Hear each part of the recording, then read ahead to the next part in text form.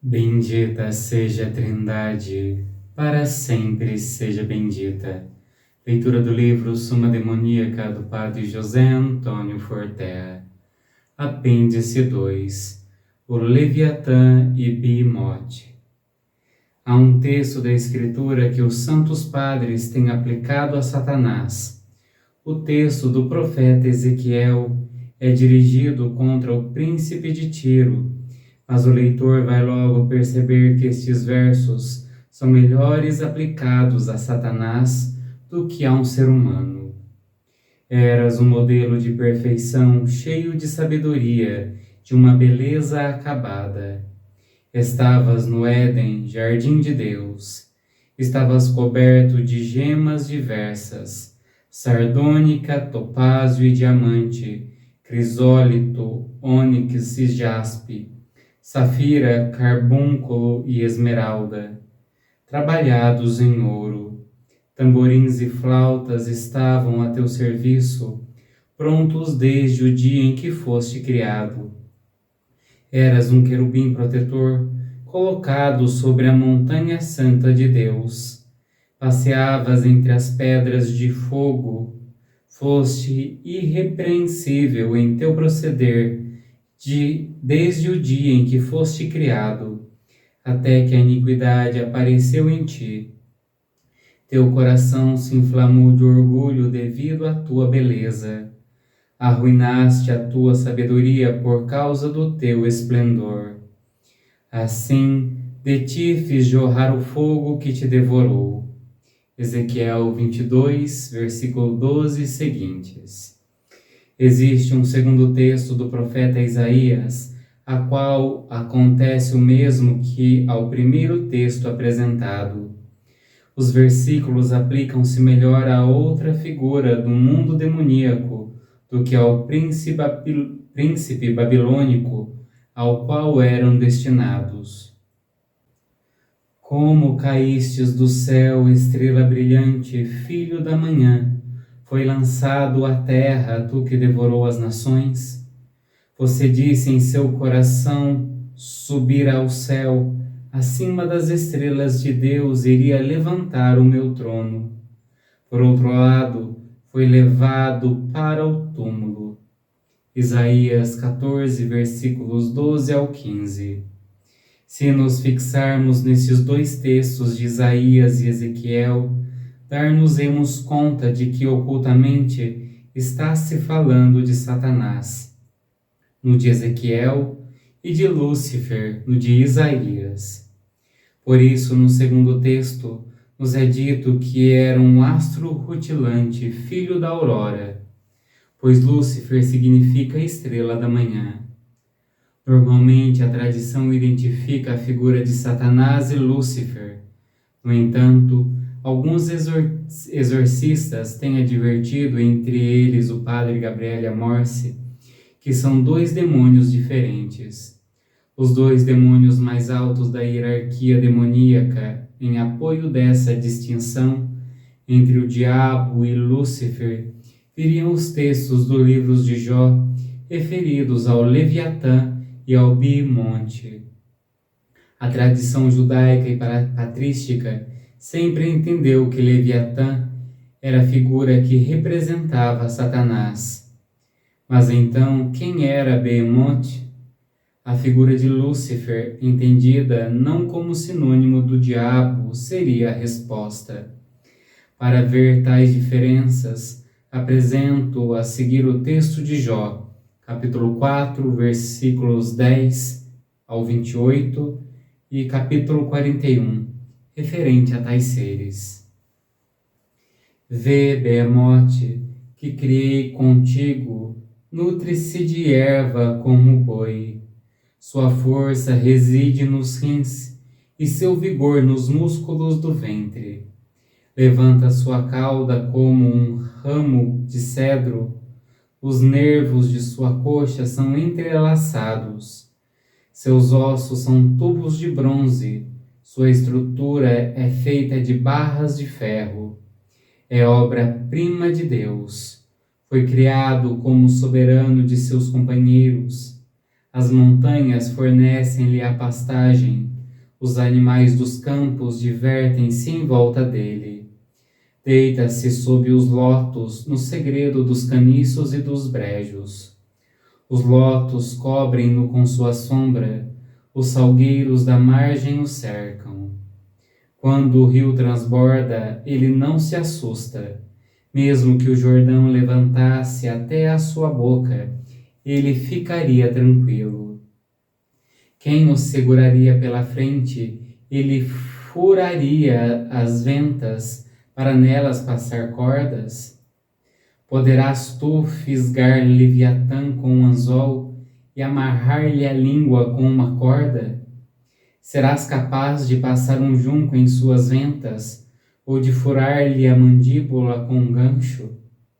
Ele te fará muitos rogos e te dirigirá palavras ternas. Concluirá ele um pacto contigo, a fim de que faças dele sempre teu escravo? Brincarás com ele como um pássaro, ou atá-lo-ás para divertir teus filhos? Será ele vendido por uma sociedade de pecadores e dividido entre os negociantes? Criar-lhe-ás a pele de dardos, fincar-lhe-ás um arpão na cabeça? Tenta pôr a mão nele, sempre te lembrarás disso e não recomeçarás. Tua esperança será lograda, bastaria seu aspecto para te arrastar. Ninguém é bastante ousado para provocá-lo. Quem lhe resistiria face a face? Quem pôde afrontá-lo e ser com vida debaixo de toda a extensão do céu? Não quero calar a glória de seus membros, direi seu vigor incomparável. Quem levantou a dianteira de sua couraça? Quem penetrou na dupla linha de sua dentadura? Quem lhe abriu os dois batentes da goela, em que seus dentes faziam reinar o terror? Sua costela é um aglomerado de escudos, cujas juntas são estreitamente ligadas. Uma toca a outra, o ar não passa por entre elas. Uma adere tão bem à outra, que são encaixadas sem poderem desunir. Seu espirro faz jorrar a luz, seus olhos são como as pálpebras da aurora. De sua goela saem chamas, escapam centelhas ardentes. De suas ventas sai uma fumaça, como de uma marmita que ferve entre chamas. Seu hálito queima como brasa, a chama jorra de sua goela. Em seu pescoço reside a força, diante dele salta o espanto. As barbelas de sua carne são aderentes, esticadas sobre ele inabaláveis. Duro como a pedra é seu coração, sólido como a mó fixa de um moinho. Quando se levanta, tremem as ondas, as vagas do mar se afastam. Se uma espada o toca, ela não resiste, nem a lança, nem a azagaia, nem o dardo. O ferro para ele é palha, o bronze pau podre. A flecha não o faz fugir, as pedras da funda são palhinhas para ele. O martelo lhe parece um fiapo de palha, esse do assovio da azagaia.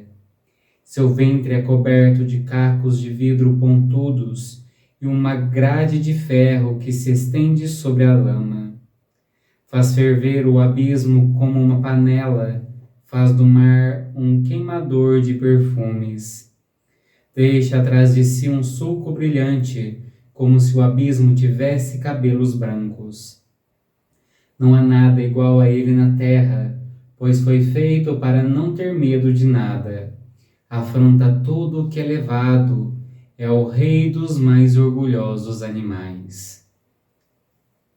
Como se vê, a Bíblia dedica quase inteiramente 2 capítulos à descrição dos 2 seres mais grandiosos criados pelas mãos de Deus. Yahvé não terá inconveniente algum em elogiar em seu livro santo a grandeza da natureza da criatura que sua mão criou. Estamos a falar nem mais nem menos da obra que coroava sua criação visível e invisível. Eles, ex natura, nasceram como príncipes da criação, e, no entanto, outra criatura, uma serva, foi coroada como rainha dos anjos, Esgrácia. Feita essa salvação, e voltando aos capítulos 40 e 41 de Jó, Deus está falando da obra criada mais sublime, do ápice de sua criação. De uma delas se diz que é a obra-prima. É tradição extra-bíblica afirmar que se revelou o mais belo dos anjos. De qualquer modo, ainda que a palavra de Deus elogiasse o poderio que ele lhes confiou e a grandeza que possuem, os descreve como monstros, como seres malignos dignos de terror, seres dos quais há que se afastar. Estas duas naturezas angélicas, Satanás e Lúcifer, são descritas sob a aparência de duas figuras mitológicas, duas gigantescas figuras procedentes do caos inicial, duas figuras que já apareceriam na mitologia ugarítica da metade do segundo milênio antes de Cristo.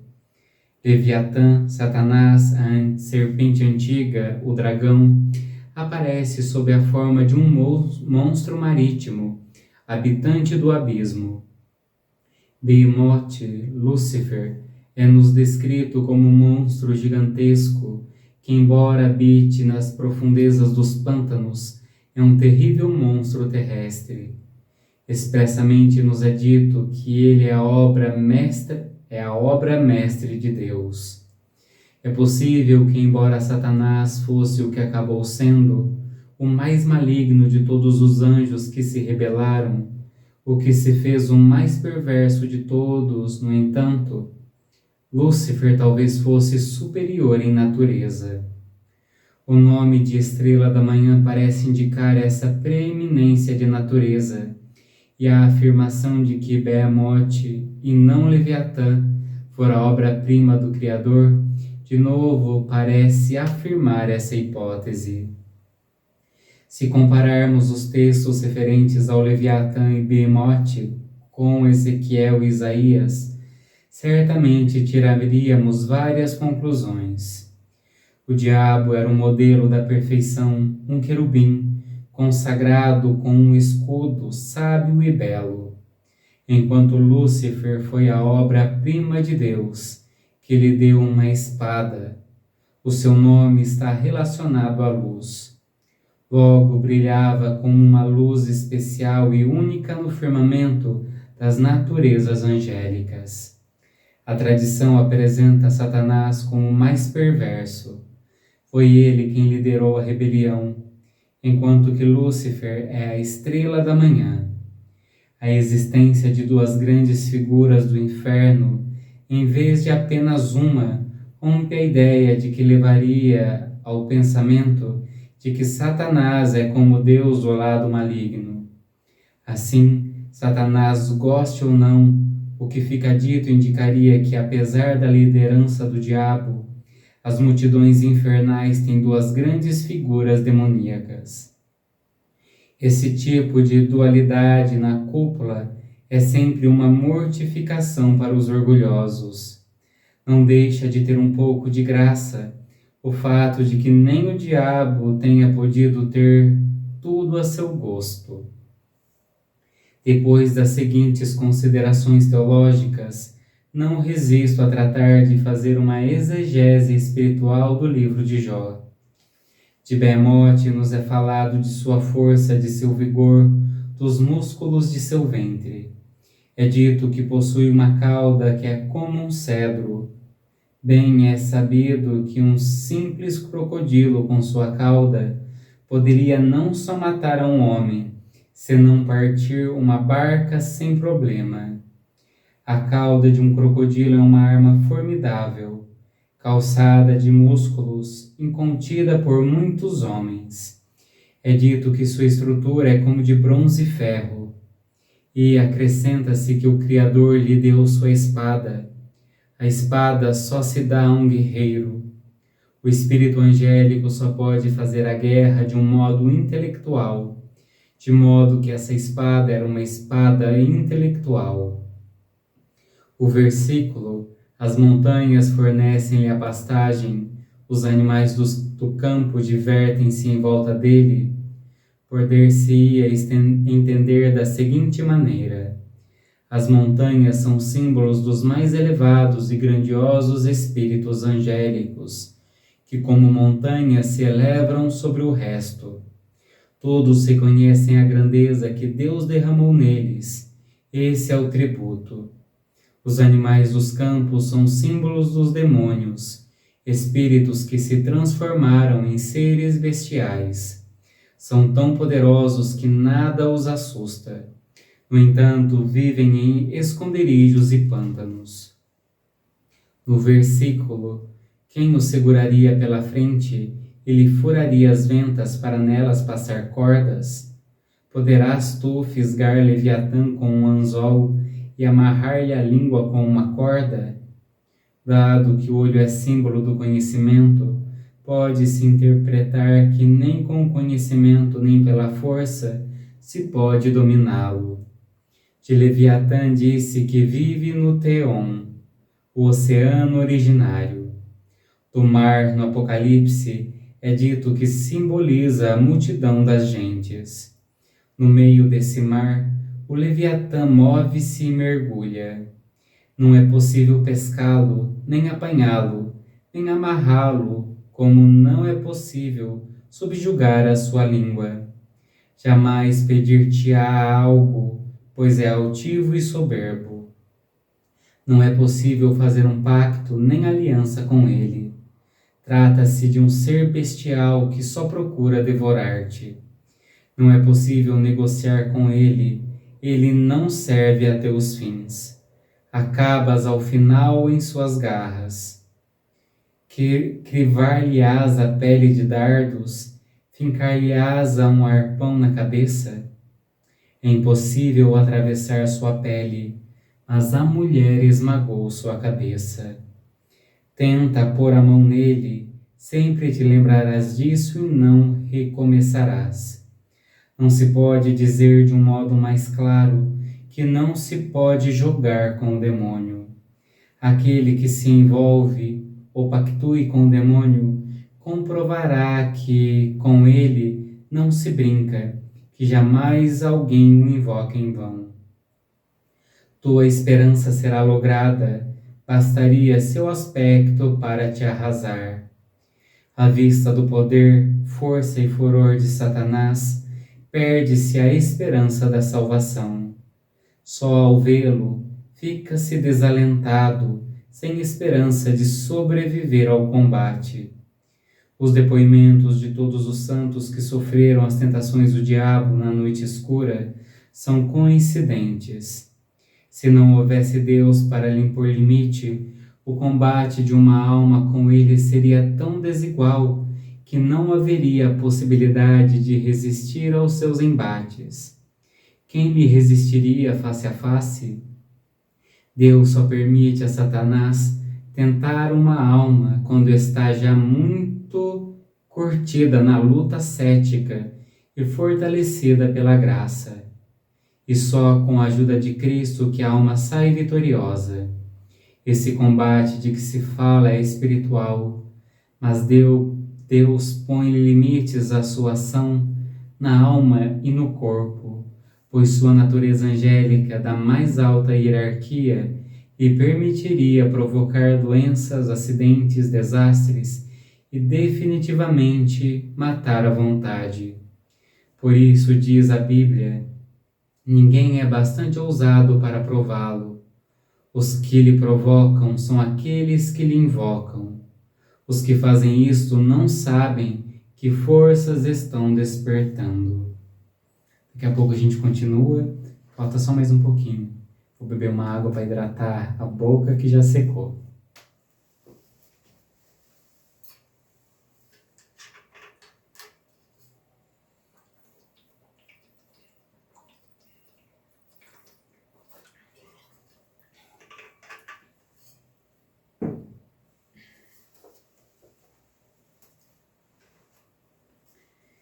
Quem pôde afrontá-lo e ser com vida debaixo de toda a extensão do céu? Para que a interpretação seguisse desse versículo faça sentido, apresenta-se aqui a tradução da versão original em espanhol. Quem me adiantou algum serviço para que eu lhe pague? Quanto há abaixo todos os céus, meu é. Esse versículo é uma intervenção de Satanás. Ele pergunta-se a quem deve pagar algo, pois acha que não deve nada a ninguém. Em sua soberba afirma que quanto há debaixo dos céus é seu em razão do pecado. Ademais, é o príncipe deste mundo. Sabe que os céus são de Deus, mas reclama que conquistou a terra com suas seduções, semeando o pecado, o ódio, a guerra. Mas apesar de toda a presunção, Deus não sente mágoa na hora de elogiar o ápice de sua criação, que é Ele. E por isso diz Yahvé: não quero calar a glória de seus membros, direi seu vigor incomparável. Quem levantou a dianteira de sua couraça? Quem penetrou na dupla linha de sua dentadura? Quem lhe abriu os dois batentes da goela, em que seus dentes faziam reinar o terror? Sua costa é um aglomerado de escudos, cujas juntas são estreitamente ligadas. Uma toca a outra. O ar não passa por entre elas. Uma adere também à outra, que são encaixadas sem poder desunir. Essa referência aos escudos dá-nos ideia de suas dimensões. Cada escama é do tamanho de um escudo. Quando diz que nem o ar, sopro na versão espanhola, passa entre elas, podemos recordar que ar, em latim spiritus, pode se interpretar com o fato de que em Satanás, o Espírito Santo com suas inspirações não pode penetrar. Está hermeticamente fechado, forma um bloco, não se separam, nada entra nele. Seu espirro faz jorrar a luz, seus olhos são como pálpebras da aurora. De sua goela saem chamas, escapam centelhas ardentes. De suas ventas sai uma fumaça como de uma marmita que ferve entre chamas. Seu hálito queima como brasa, a chama jorra de sua goela. Essa figura mítica exala as chamas de sua boca como um dragão. De fato, esse é o dragão de que se fala no Apocalipse. Duro como a pedra é seu coração, sólido como a mó fixa de um moinho. Esse versículo refere-se à sua fortaleza, mas também a seu coração duro e sem misericórdia. Alguns exegetas contra a tradição ininterrupta do povo hebreu afirmam que o Leviatã é o crocodilo. É surpreendente como os exegetas preservam suas teorias agarrando-se a elas e desprezando tudo que no texto não lhes atrai. O texto afirma claramente coisas que não se associam com o crocodilo. Disse que vive no mar, que exala lumes de sua boca, que faz ferver o abismo como um caldeirão. Estes são detalhes concretos, mas o texto integral indica que se trata de algo mais que um mero animal. Feito esse inciso para os exegetas, prossigamos com a análise da passagem bíblica.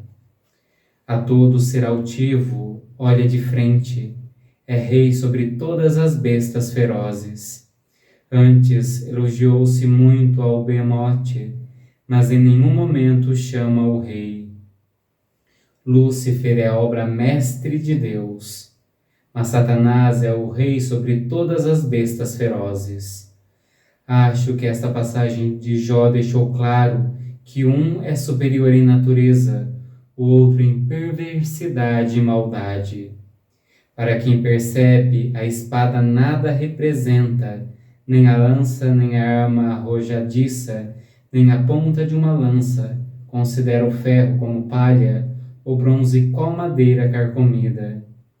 a homens soberbos e poderosos que se creem invulneráveis e não sabem que se uma natureza angélica maligna quer matar alguém e Deus lhe permite, nem os muros poderão evitar que entre onde queira, nem as armas nem os guarda-costas conter-lhe-ão, nem todo o poder do mundo poderá evitar que faça seu dano. Seu ventre é coberto de cacos de vidro pontudos, é uma grade de ferro que se estende sobre a lama. Quando se veem as terríveis paisagens de ruínas das guerras, metaforicamente, é como se por ali tivesse passado esse monstro com o seu ventre com um trilho, arrasando tudo. Além disso, já dissemos que o mar simboliza a multidão dos povos, de maneira que ele, o semeador da guerra e da morte, faz ferver o abismo como uma panela, faz do mar um queimador de perfumes. Ele instiga para que o mar dos povos se inflame com o fogo do ódio e da guerra. Deixa atrás de si um sulco brilhante, como se o abismo tivesse cabelos brancos.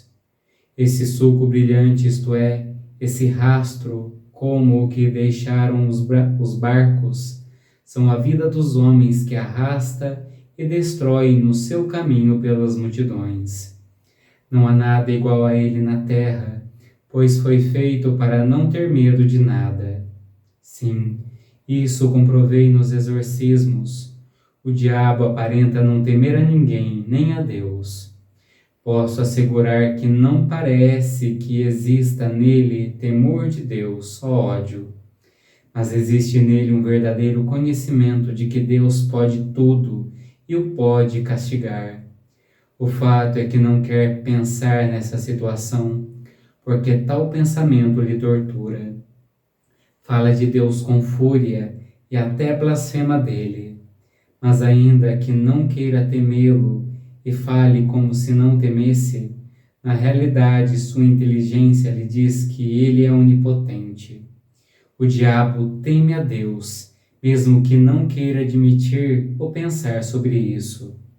Sua inteligência deformada recorda-lhe constantemente que deve temê-lo, pois no final dos tempos será arrastado ao lago de fogo e enxofre, símbolo do sofrimento eterno, que produzir-lhe-á sua própria iniquidade, suportada pelos séculos dos séculos.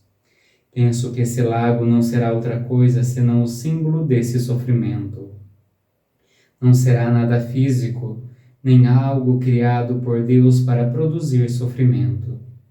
Se o mar simboliza a multidão dos povos, desse mar só se condenará um lago que será de fogo e arrependimento. E amanhã nós vamos ver o apêndice 3, o demônio e as regras de Santo Inácio de Loyola. Deus abençoe.